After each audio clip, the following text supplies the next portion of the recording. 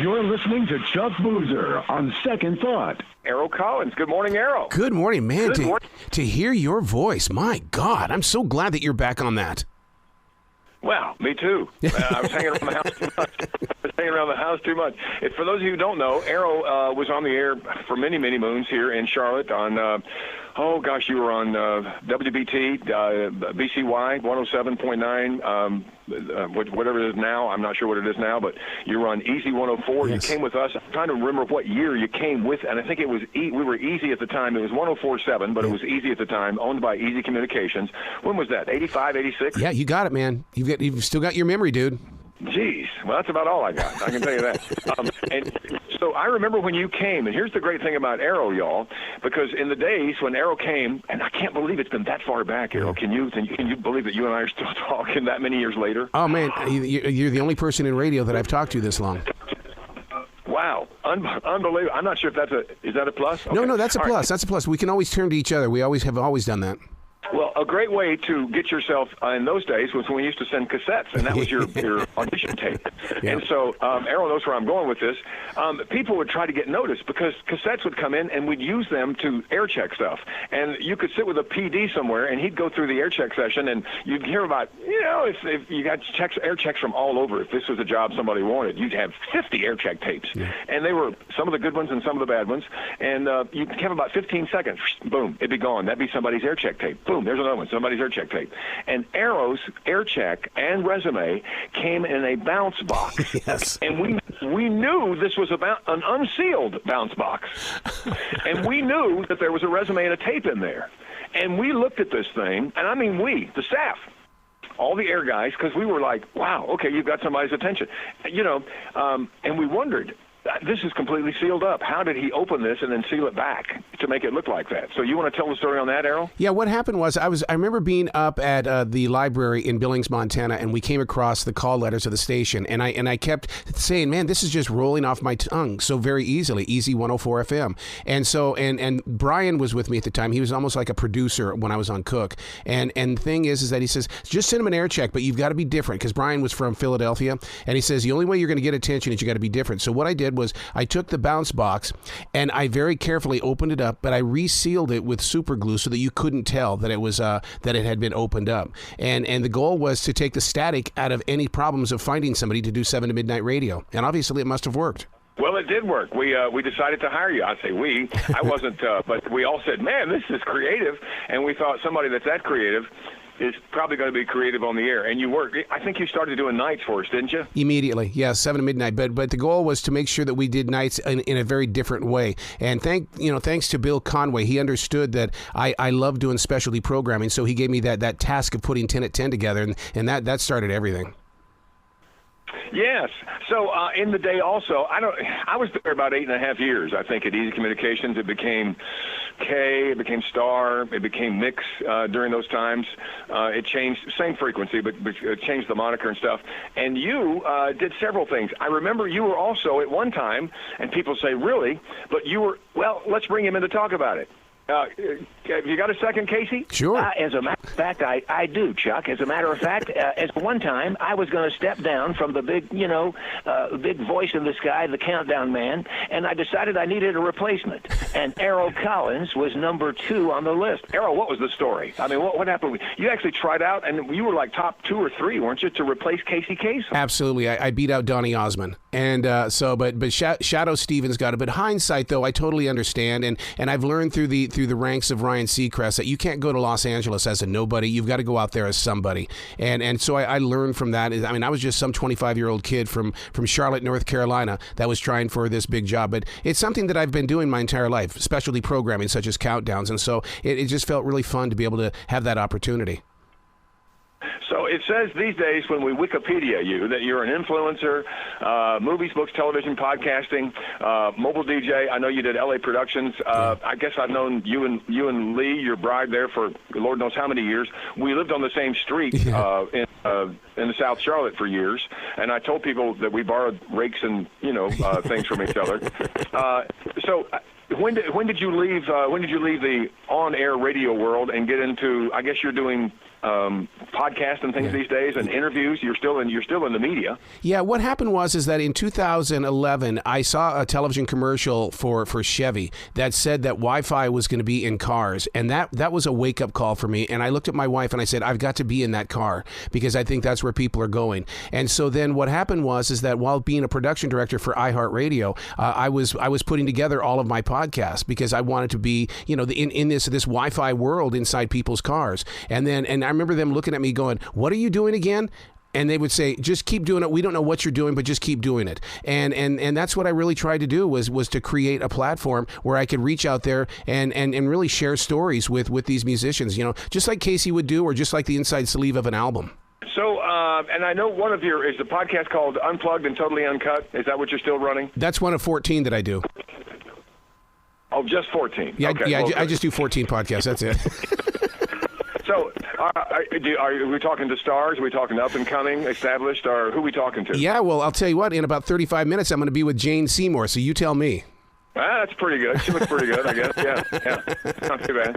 Medicine, what was it? Medicine Woman, I think? Yes. Yeah. Wow. Well, that's cool. And I know for a long time you had something that you were doing movies and things. You were doing what are those? The previews and the preview showings and stuff like that before the movie comes out. Oh yeah, like I've already seen Planet of the Apes. I've seen the new Mad Max movie. I see movies 2 and 3 weeks in advance, and it's working one-on-one with the promotions department with the the biggest movie companies around the world.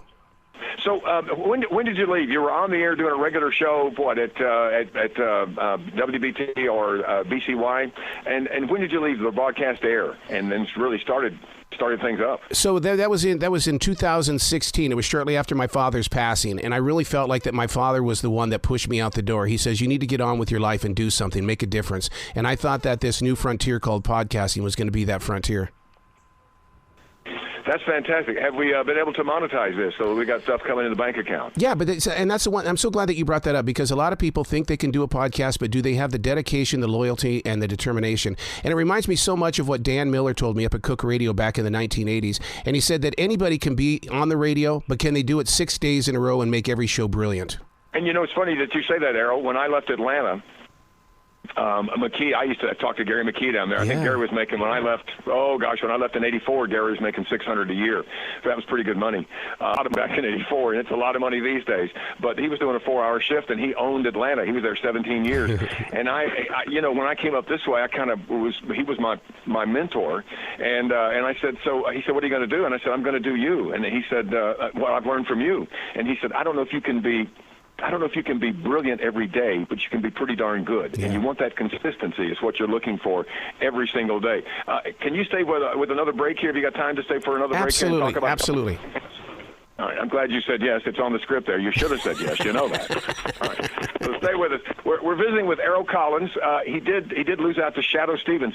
Who's still doing the countdown? Is Shadoe still doing the countdown for have they buried Casey yet? Is Casey in the ground yet? Boy, isn't that the biggest mystery? I heard that he's over in Sweden and that the family's trying to bring him back home, but they're having a tough time. Gene kept the kids from him toward the end when he was sick, and $80 million.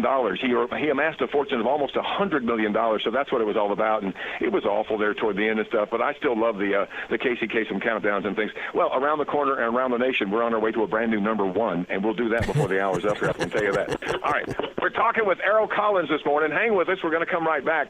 The name of this show is On Second Thought. Chuck Boozer on WHKY. Stay with us. We're going to come right back.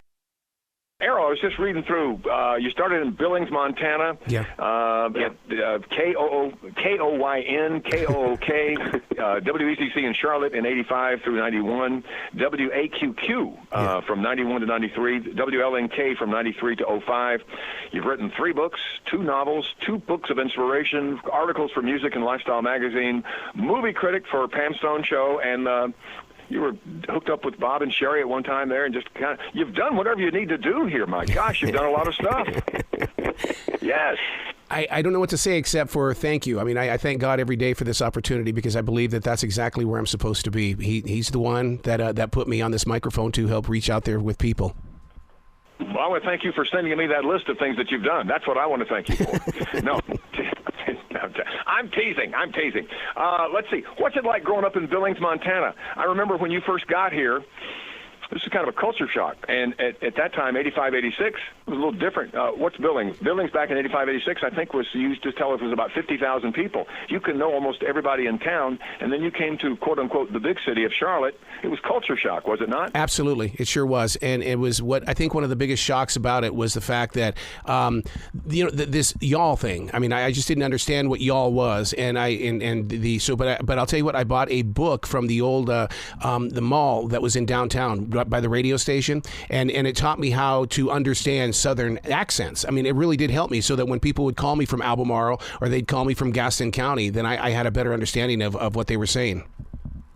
Had you never been out anywhere outside of Billings, Montana, before you came to Charlotte? Did you grow up there? Is that where you were from? I was born in Sheridan, Wyoming, but I mean, I went as far south as Denver and as far west as Seattle. So I mean, and Canada. I love Canada. Yeah, but you came from an area where it's kind of sparse up there. It's kind of sparse in between cities and people and cows and everything else. I mean, it's just like open territory. That's a lot up there. That's a lot. Was that a real culture shock coming here? And Charlotte was only up and coming back in the 80s then. We just got in the bus mall. Yeah, yeah. Big.